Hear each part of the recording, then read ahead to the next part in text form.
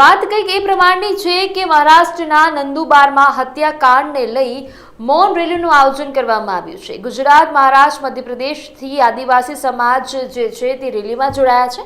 આ સાથે ગત રોજ પહેલા નંદુબારમાં આદિવાસી યુવકની છરીના ઘા વડે મારીને તેની હત્યા કરી દેવામાં આવી હતી, જેમાં આરોપીને ફાંસીની સજા આપવામાં આવે તેવી માંગ સાથે આજે નંદુબારમાં મૌન રેલીનું આયોજન કરવામાં આવ્યું છે। નહેરુ પુતલાથી નંદુબાર કલેક્ટર ઓફિસ સુધી આદિવાસી સમાજના જે લોકો છે તેમના દ્વારા મૌન રેલીનું આયોજન કરવામાં આવ્યું। આ સાથે ગુજરાત, મહારાષ્ટ્ર અને મધ્યપ્રદેશથી આદિવાસી નેતાઓ સહિત લોકો મોટી સંખ્યામાં આ રેલીમાં જોડાયા છે।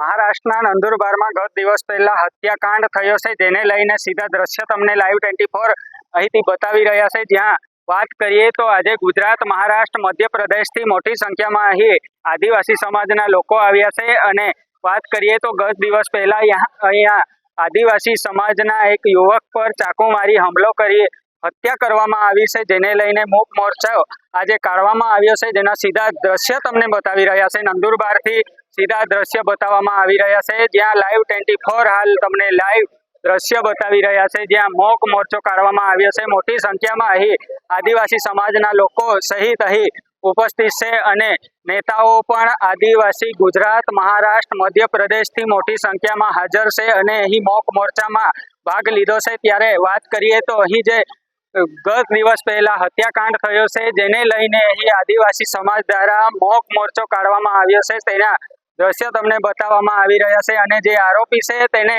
ફાંસીની સજા થાય તેવી આદિવાસી લોકોની માંગ છે। જે રીતે જયેશ બાબાની હત્યા થઈ છે, એ હત્યા એક આદિવાસી સમાજને કલંકિત રૂપ છે કે જે લોકો બહારથી આવીને પોલીસ સાથે ઊભા રહીને એની હત્યા કરવામાં આવે છે, એ ભારતના આદિવાસીઓ માટે ખરાબમાં ખરાબ અને ચિંતાજનક આ પ્રેરણારૂપ છે।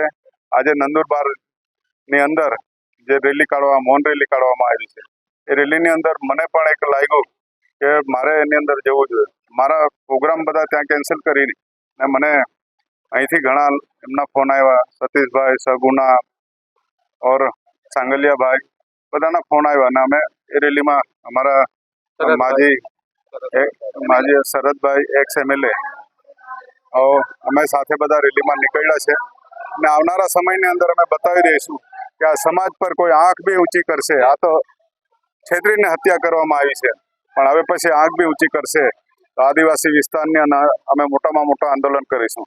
ને હવે પછીનું અમારી જે મિશન છે, માન્ય છોટુભાઈ વસાવા અને બીજા આગેવાનો છે, એ આવનારી સમાજમાં સંસ્કૃતિ અને પ્રકૃતિની અમે રેલી કાઢીશું।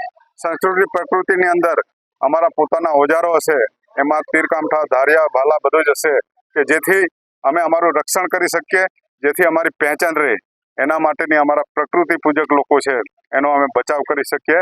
આદિવાસી અનાદિકાળથી વસનારો અહીં છે, એનો માલિક છે।